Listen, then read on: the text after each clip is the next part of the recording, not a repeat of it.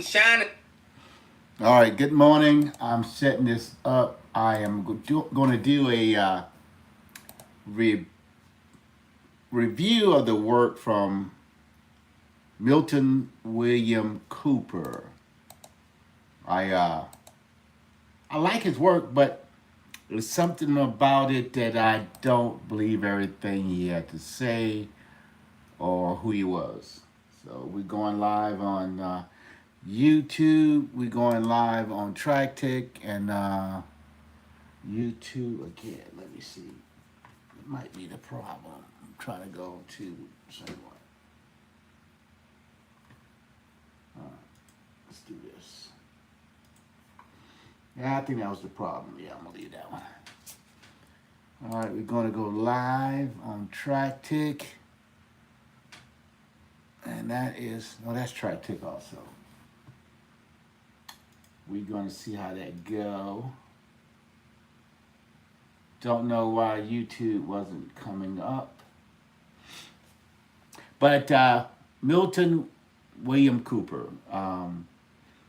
One of the first individuals I came across when it comes to conspiracy theories. And like I said, I like his work, but the way he writes it and the way his story develops, I could not believe it. It always troubled me. He tried to portray that he was in the Navy, and because he was in the Navy, he saw these secret documents. Now he might have studied secret society. He came up with a good story. Um, I don't know if someone fed him that story or he actually, crafted it himself. But to me, it was a little strange. And I'm like I said, I'm gonna cover it as best I can. I'm trying to get this going. But that's do not know why it's not going.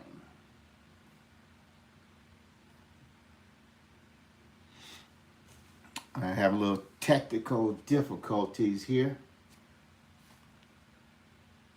That's old. I do not know why this is not going over. I want to get something going here. All right, one more try, and we will move on.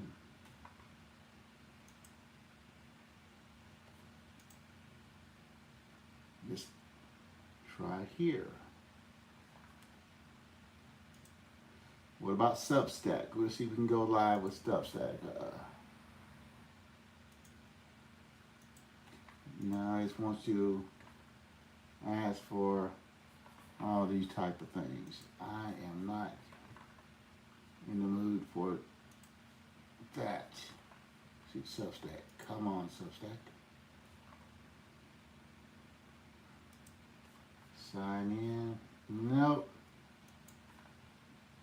Well, we'll move to something else. We go to another YouTube. I'm trying to get on more than one. Thanks for joining Wayne Wilson and Wildcat.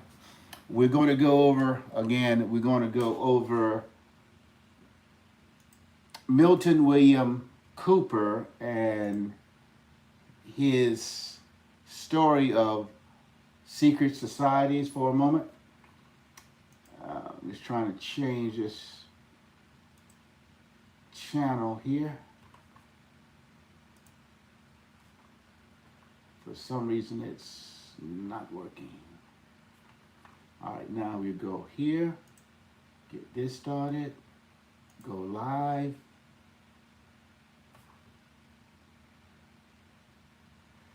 Always technical difficulties.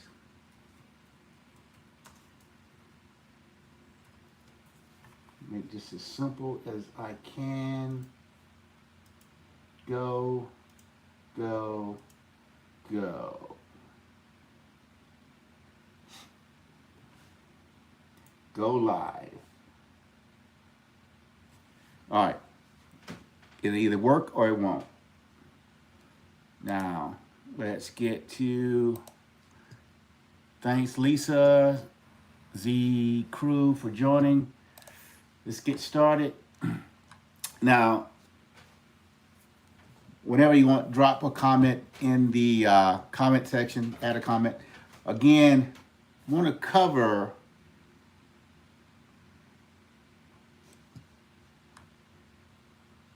it jumped. Where did it jump to? There we go. I don't want perceptions. I want Cooper. What Cooper claimed in his brief. All right.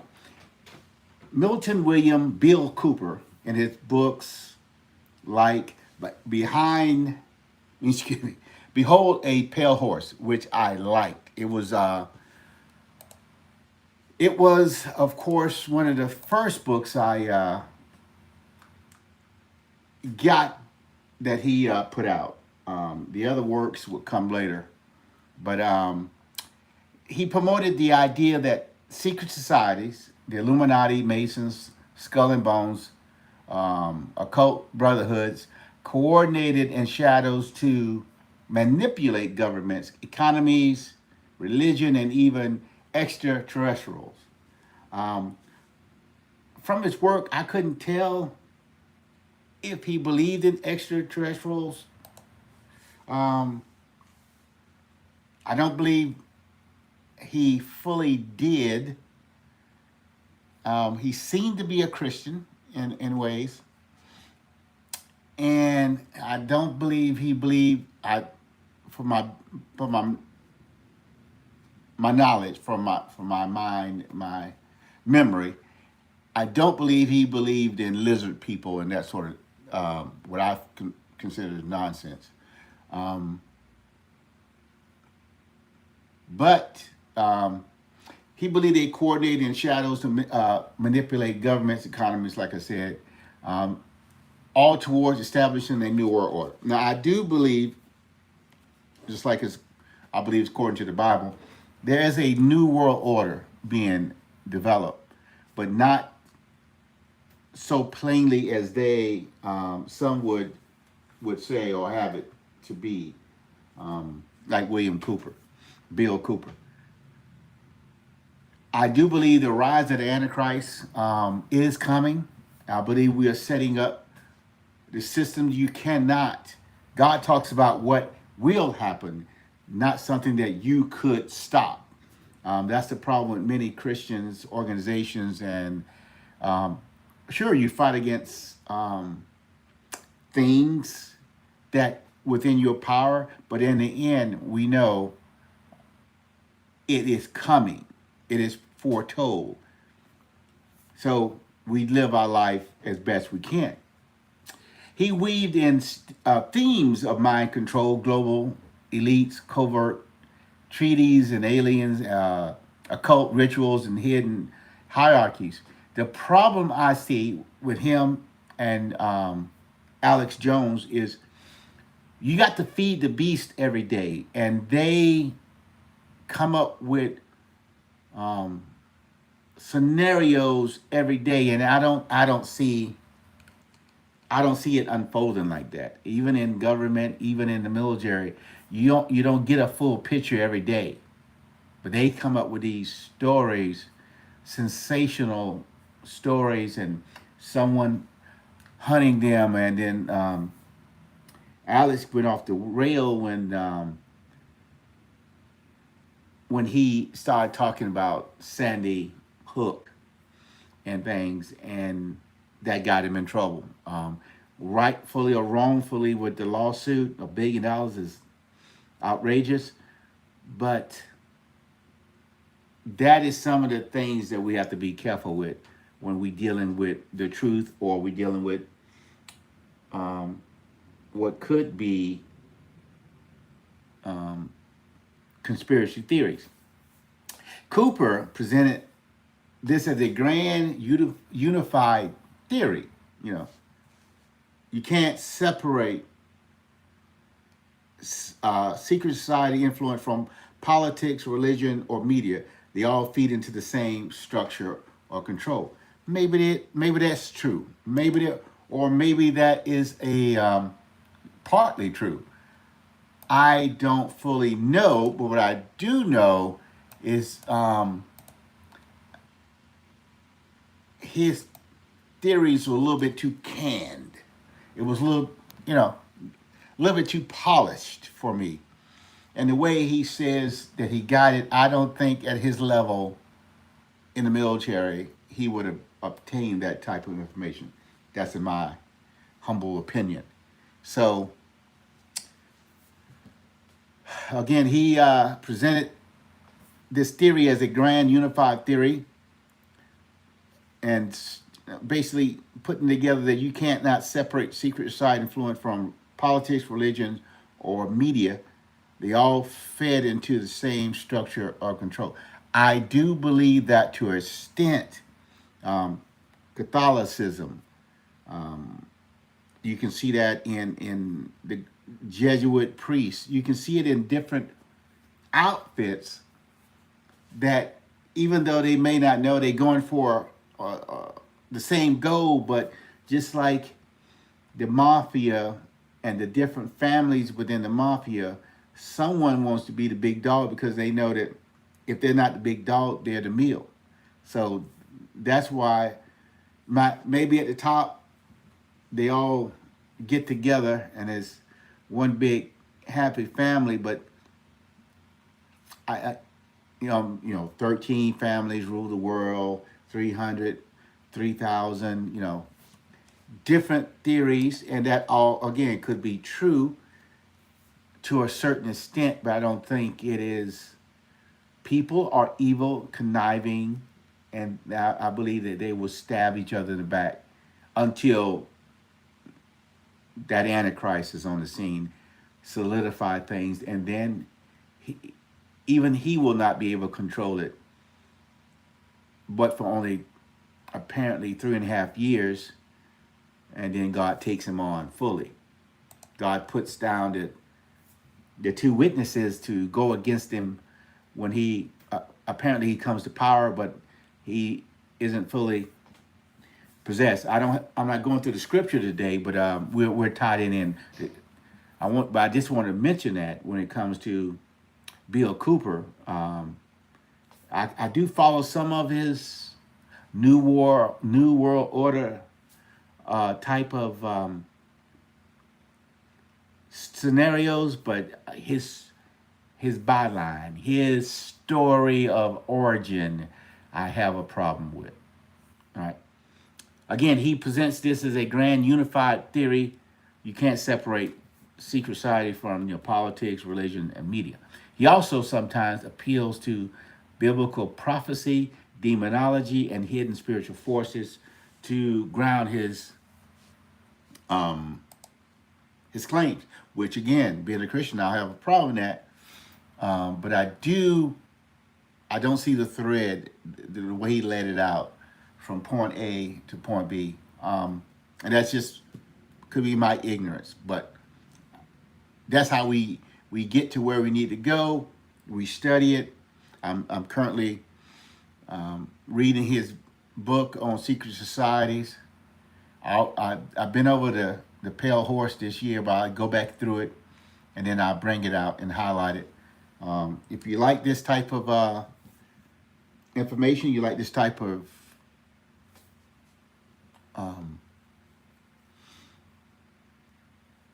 review, let me know. All right? Let me know. Okay, why his framework is appealing but dangerous. All right, before pointing out his flaws, what I think is his flaws, or some errors, concede why many are drawn to Cooper's narrative. One, it simplifies complexity, which it does, and I love things simplified for me. But again, his origin story was a little too canned, a little too put together for me. All right, world events, inequality, corruption, all get lumped into one grand conspiracy that gives people someone to blame. true.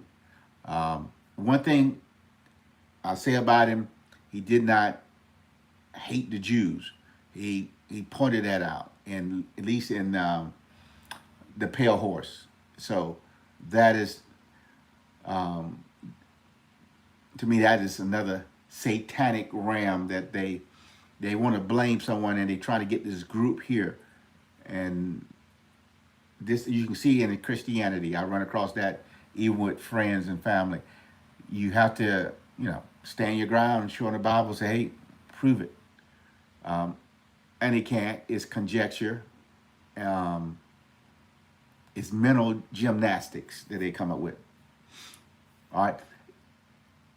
He makes sense of randomness and evil. When bad things happen, conspiracy ascribes them to intention, not chaos.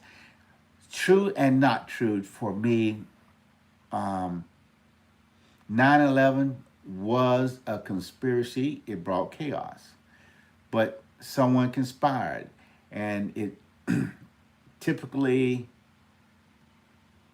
we go back to the beginning. During the Russian invasion of Afghanistan, we helped stand up, develop Al Qaeda. That was our baby. That was our boy. We gave them missiles to shoot down Russian helicopters and planes. So we can't, America cannot divorce itself from that. Um, and there's a lot of underhanded secret stuff that goes on that falls back in the lap of America.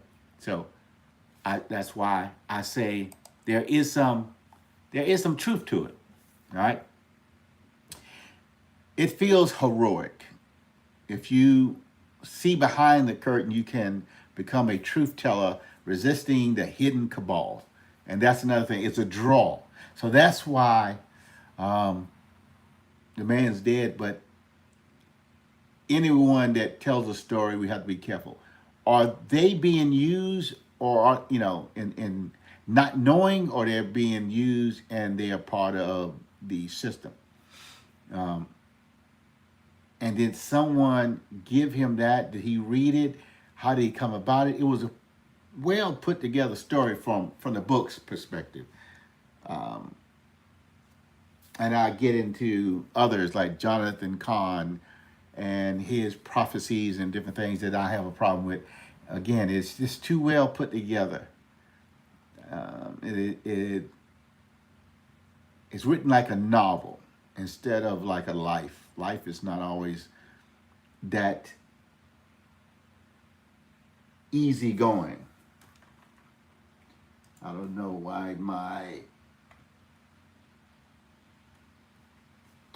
YouTube not working correctly. All right.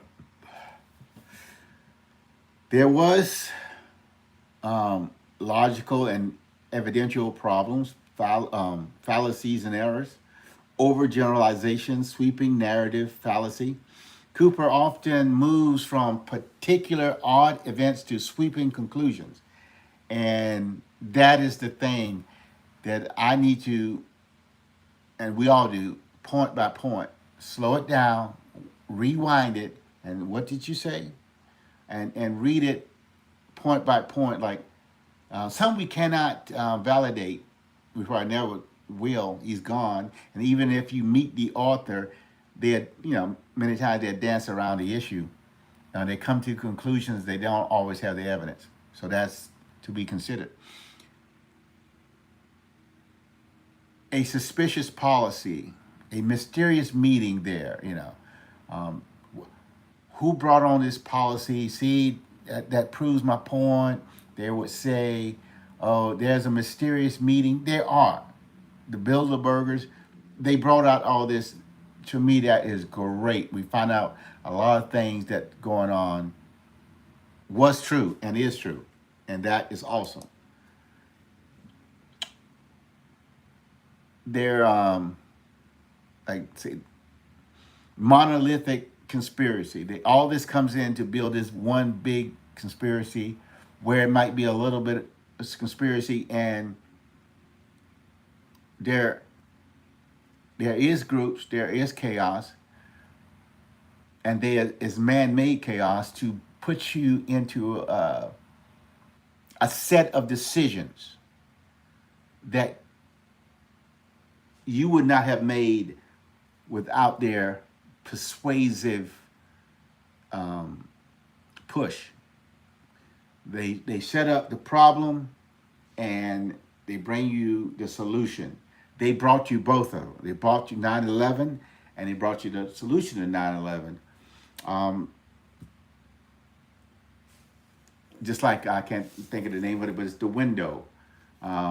Within this window, you have on the left socialism, on the right you have dictatorship, and they move it back and forth to gauge what you would accept, and they maybe widen the window. Sometimes they close it in. They following a pattern, but they always is always going toward their end. They are going toward their goals, and you're not going to in any way, shape, or form be able to stop them. I'm just doing. This is lagging behind too much. I'm gonna wipe it out. All right, that's my YouTube going. All right. That's like saying I saw two corrupt politicians, therefore the entire government is an alien front, right? It's a hasty generalization, and we have to be cautious of that. I do like his writing, but again, I like novels. But we have to take it with a grain of salt, research it, and this is just the first step of me analyzing Milton William Cooper, Bill Cooper. Like I say, I love his work in many ways, but it's too put together for me. It's just too well constructed. He assumes that because secret society exists, and they do in many forms, they therefore must control everything. And that's not necessarily true, but it's not necessarily not true. That is a non-secular. Existence of secret or semi-secret groups does not imply that they run every power center. But we don't have the proof that they don't. But coming to that conclusion, you must put it forth to me as a question more than as a solid, concrete answer.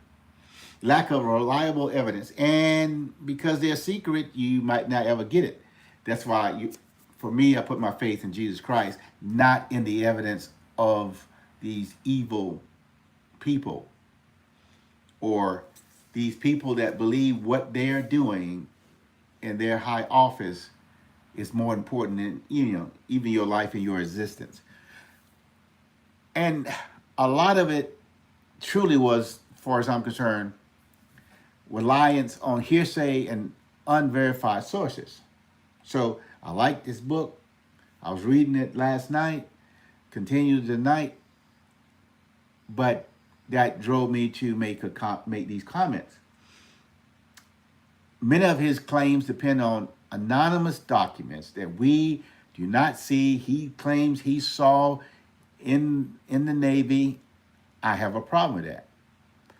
Then there's this alleged inside knowledge or unverified testimonies. We never heard these testimonies. He tells us that is true, and that is, part of any con artist. I'm not calling him that, but it's things that need to be considered. As critics have noted, Cooper's narrative advances, his detailed citations dwindle. So he makes this broad claim, but the citation is limited. When you point out errors, he sometimes claims the text was tampered with, or the cover up hides the proof. All right, you make it a statement, but I don't have to take it as genuine. All right, that becomes unfalsifiable, and any failure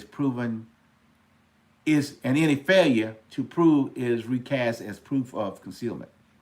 I can't show you this because we lost it, or it's missed, or I saw the original, they changed it, but he has no proof.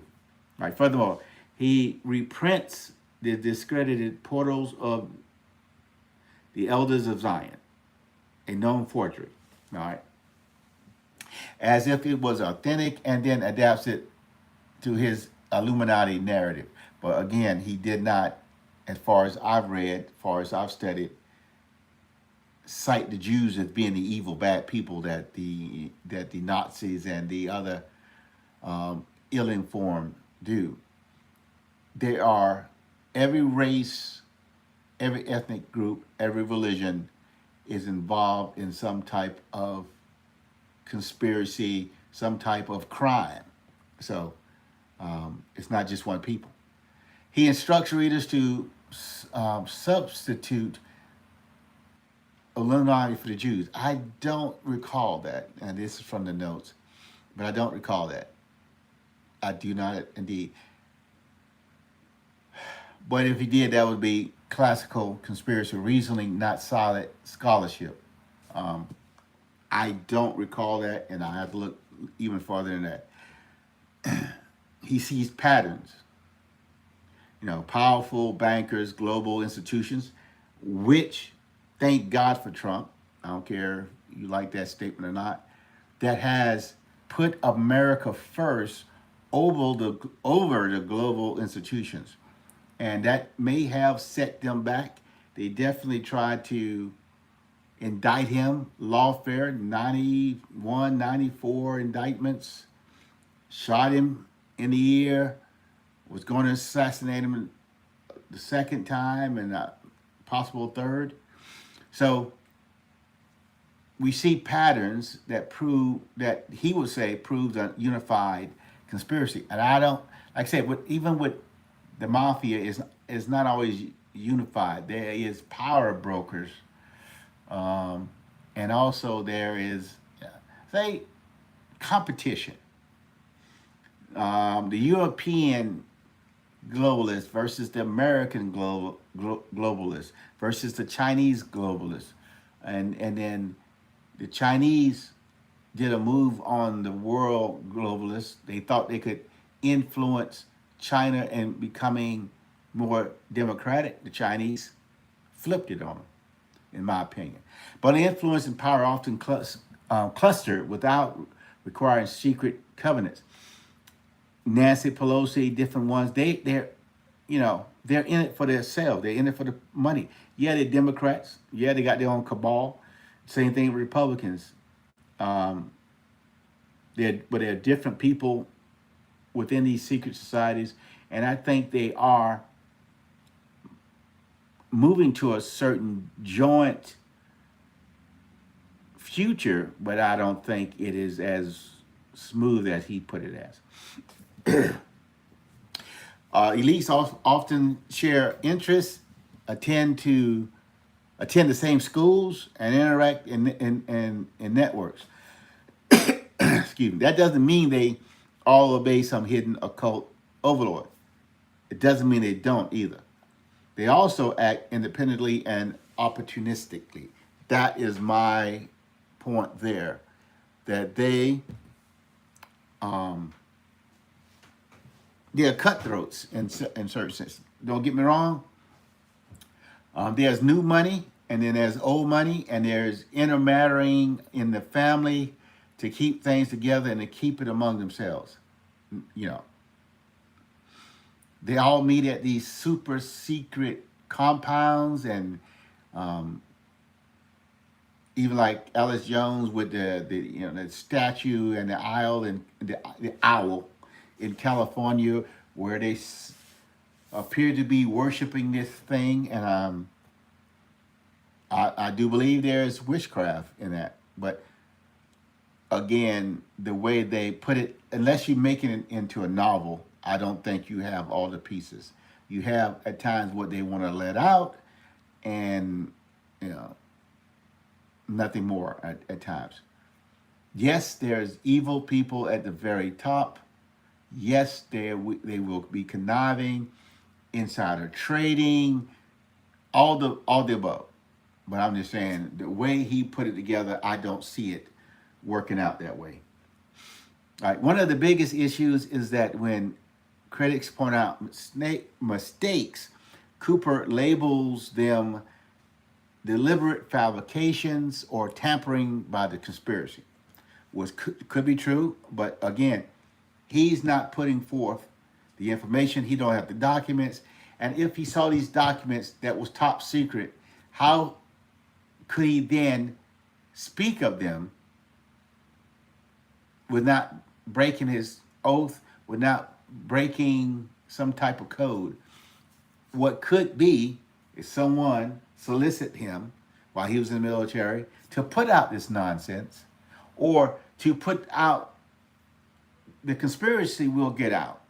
So to craft it in such a way that it could be manipulated. That sort of thing. Does anything that contradicts him just becomes more evidence of how deep the cover-up goes. That makes the entire worldview immune to disproof. If you cannot conceive of a scenario that falsifies the claim, you don't have a testable theory, right? You have faith. So there's many people that will not contradict him because they have faith in what he says, whether it's grounded in truth or not. It's something to think of, something to have an understanding is. Oh, so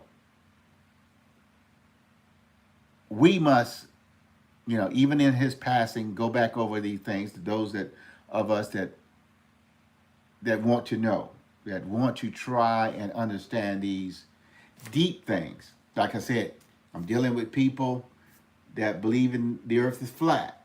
All right, you try to reason with them, but they're set in their ways. They have never flown in an aircraft, but they know the world is flat. They got a theory for everything, but they don't test it. They don't try to falsify it. Some don't have the education, don't have the talent, don't have the experience. But someone told them, or they saw it on YouTube, therefore it's true. All right. Biblical and theological misreadings. Because Cooper often couches his claims in spiritual warfare, prophecy, demons, etc.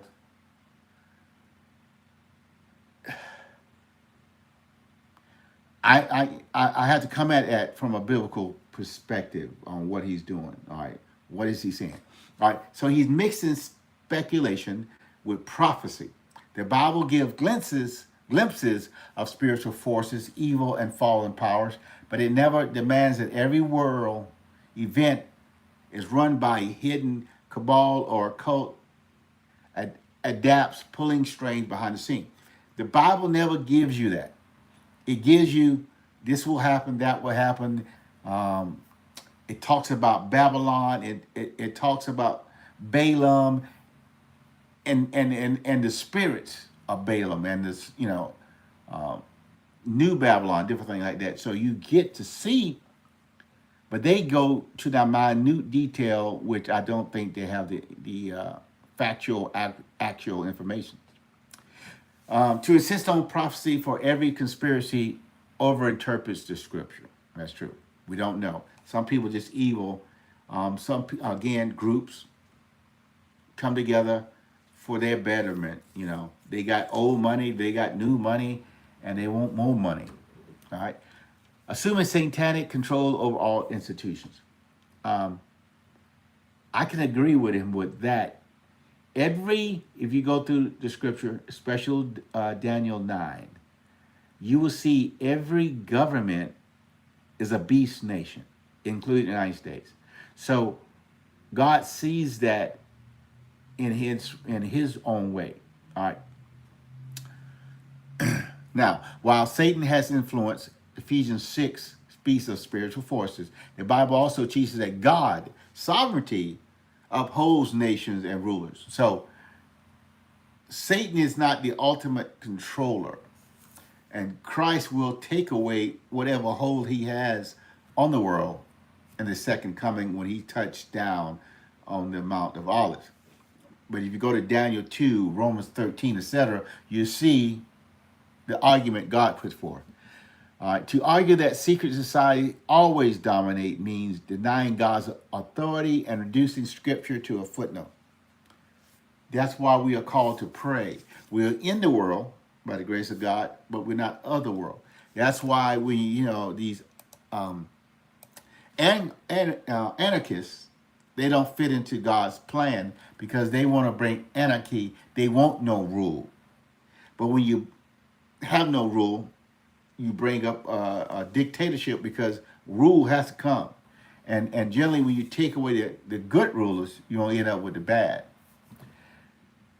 Again, he ignores human sin and institutional decay. Many evils are simply the result of human pride, greed, or corruption. You don't need secret occult societies or conspiracies to explain them. The Bible consistently points to individual and corrupt and corporate sin within visible institutions. Cooper's model often replaces that with hidden puppet masters. Um, Sometimes it could be like trying to hurt cats. So I don't believe his model fits everything. And again, it lacks a falsifiable premise.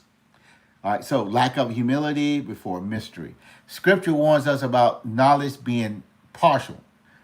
1 Corinthians 13. Cooper claims total knowledge of hidden realms and spiritual hierarchies, and often presents it as if he stands above everyone else spiritually. That leans into pride, which the Bible warns heavily against. It's too canned. To me, his theory is too well put together, and it relies on his memory of what he saw or what he, the access to this. Why only him?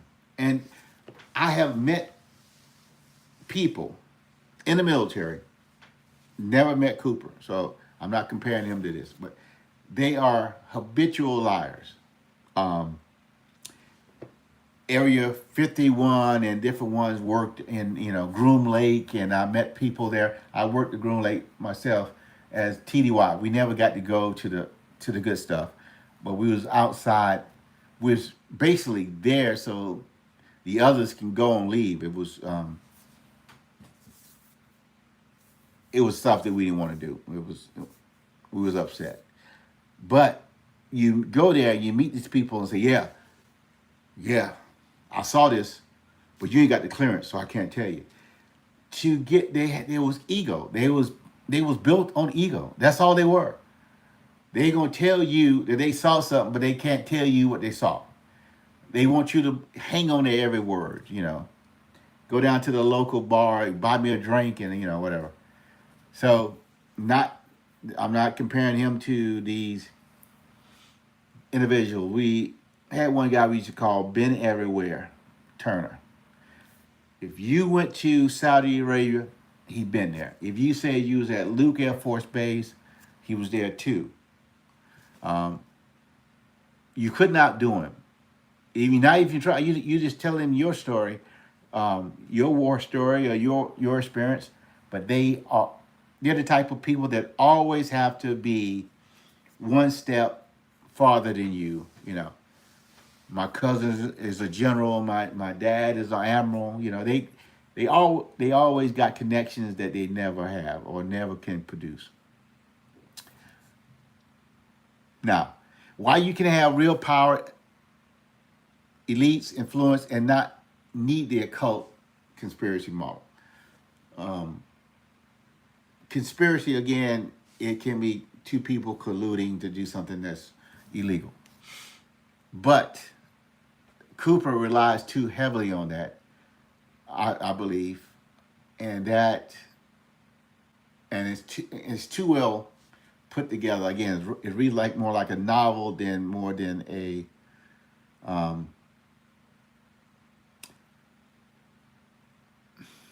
a conspiracy theory book. Take Crossfire Hurricane. Again, you're taking someone who's telling lies, and it's, the Russian whores, prostitutes peed on Trump and this, that, and other, and you take intelligent people, but with evil intent to harm Trump, to steal the power of the people by lies and such. We see this. So, yeah, you got real power, you got real elites, you got, we don't even, you know, exist in the same atmosphere as they, with the billions and billions, almost $1 trillion that they make. But it brings it down to basic human greed, lust, and ego. All right. I want to stress, just because I reject Cooper's sweeping conspiracy, that doesn't mean I deny that power, corruption, and secrecy exists. Of course it does. But I see them differently and more plausible. There's going to be institutional bias, self-interest, and capture. All right. Powerful institutions tend to protect themselves. All right. Yale, Columbia, CIA, FBI. Is, Navy versus, if you haven't been in the military, Navy versus the Army versus the Air Force versus the Coast Guard versus Marine. When it comes to funding, when it comes to the spotlight, they everybody got to get their piece of the pie. All right. Elites often cover, like powerful institutions tend to protect themselves, push their interests, and capture regulations. Elites often converge because institutions filter for certain traits: wealth, education, and connections. They don't need secret rituals to coordinate. Their incentives and proximity do the work. However, there's Skull and Bones, there's the Owl and the Wolf, and there's these organizations, don't get me wrong.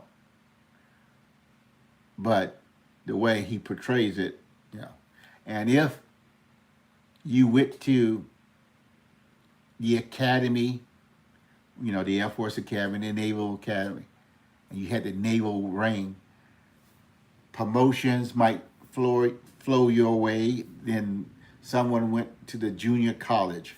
So there's connection. There's certain obligations and that sort of thing. Your father was an admiral, that sort of thing. So, yes, elites have connection. They have cooperation. They have incentives. All right. Networks and soft power rather than tight conspiratorial control. Influence works through reputation, persuasion, institutional ties, lobbying, social norms, not necessary mystical bounds. Again, that could be a part of it, but it's not the main theme, it seems. All right. For example, corporate elites share boards, attend the same schools, serve on think tanks. Their goals sometimes align. That is not proof of a cult blood oath. However, again, there are blood oath. There are occult activity. But I don't think it's the center at this time of their activity.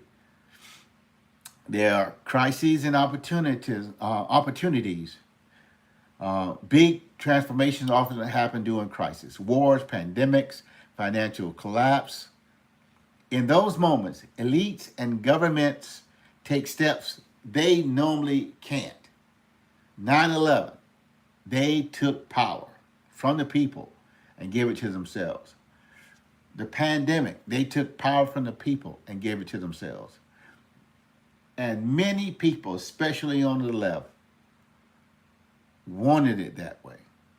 However, the elites, rules for thee but not for me, definitely surface. That is historical and empirical.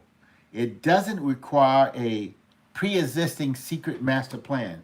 The conspiratorial narrative tends to read backwards and assume it was planned in advance. Some things that happen, opportunity comes up and they just take advantage. Again, George W. Herbert Walker Bush was skull and bones. His son was skull and bones. John Kerry was skull and bones. So, yes, they tend to rise and they tend to have some connection.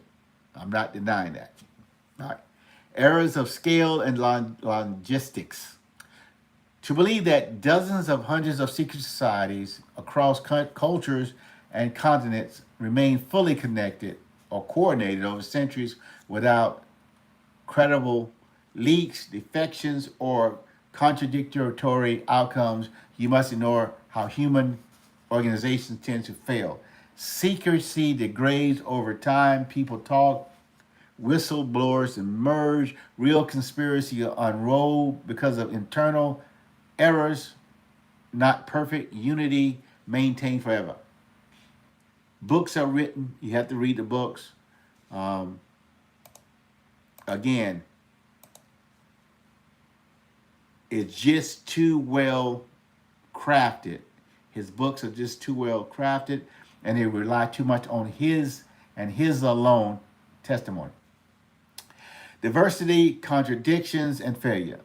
If you dig into secret society historically, you see internal strife, contradictory goals, splits, defections, power struggles, not monolithic control freaks necessary. I mean, you got going back to Nimrod, you know.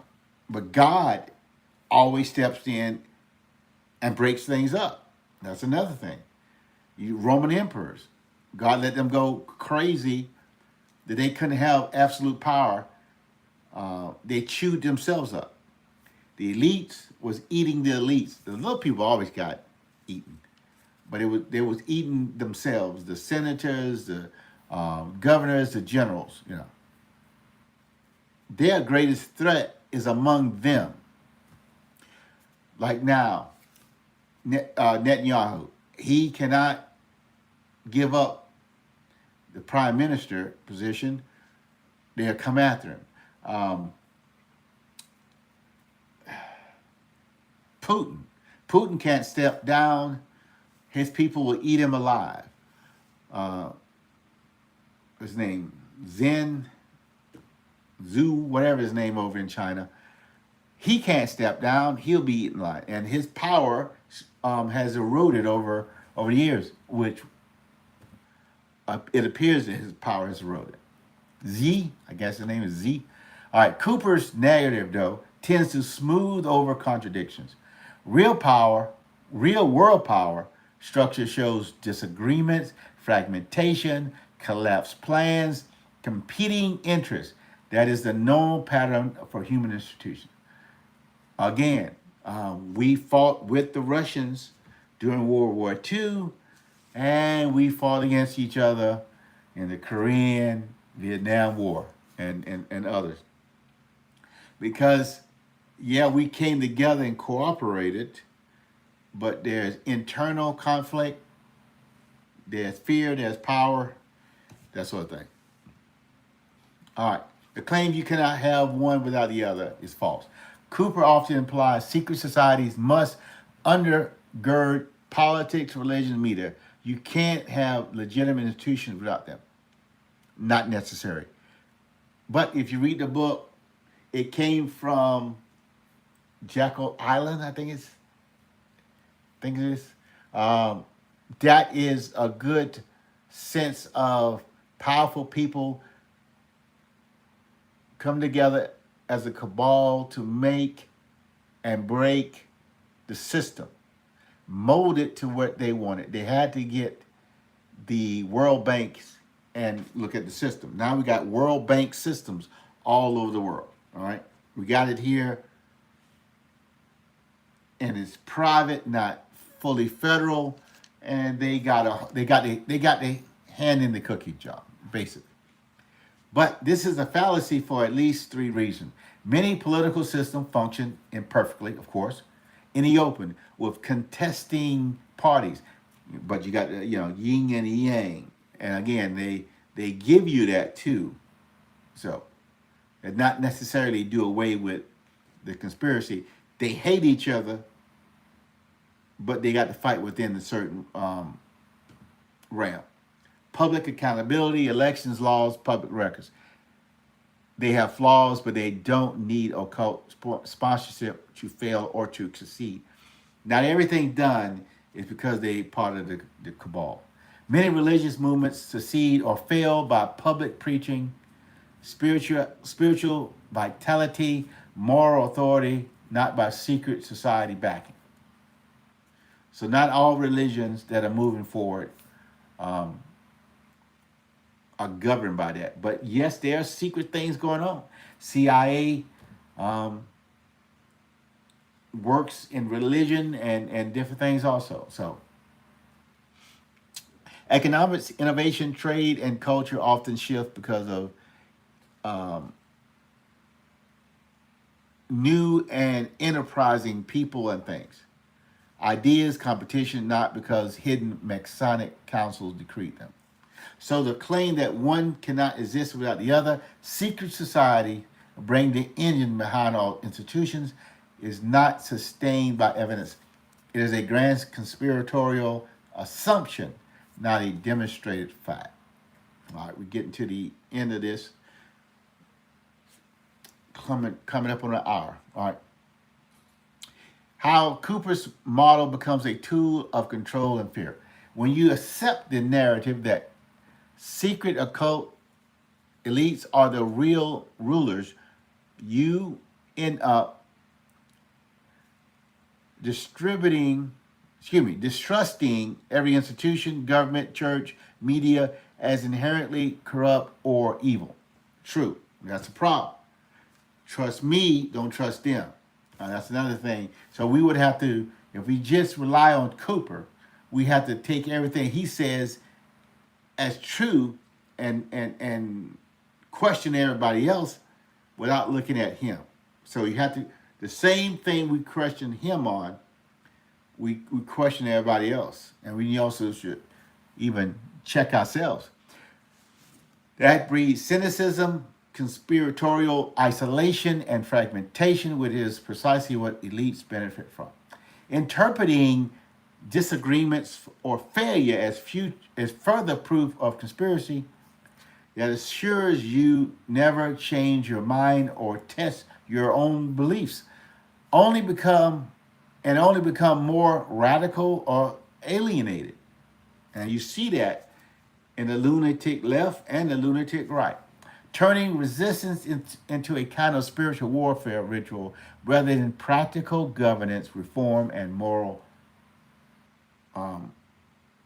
witness.